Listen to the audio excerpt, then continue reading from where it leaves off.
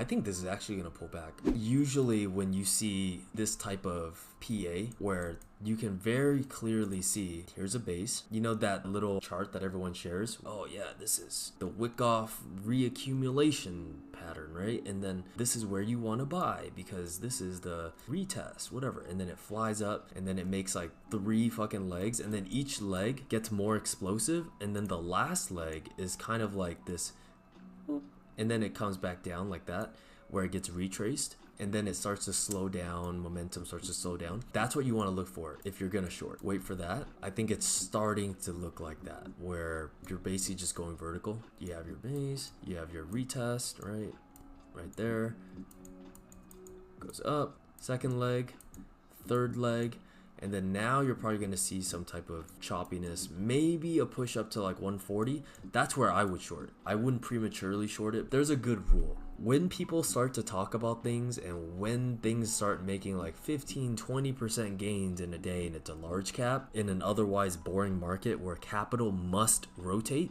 you want to get out. Like, you want to pass that hot potato, that hot ball of money elsewhere. You want to get out. This is where smart people start thinking about getting out. The best traders I know, as prices start to go up, they start to think, where should I exit? How should I exit? How much should I exit? And then all the worst traders I fucking know keep thinking, how can I buy more? Let me buy more. Oh my god, maybe I'll never sell. Hodl, hodl, hodl. Oh yeah, the fundamentals are fucking amazing, right? They buy more. They buy into the narrative more. They let the fundamentals just suck them up, and then they lose.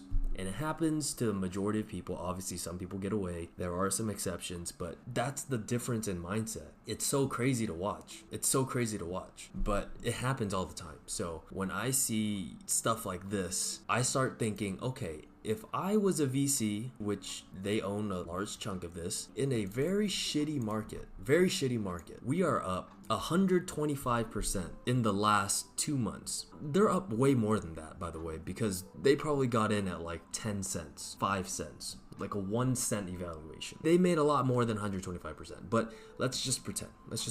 They're looking to get out. And that's just the way it goes, because people inherently understand that there's so many opportunities, right? There's so many different coins that people can get in. There's so many things that you can do if you have capital. And if you have capital, free capital, you can compound this. So this 125%, this 10 million that they make off Sui, guess what?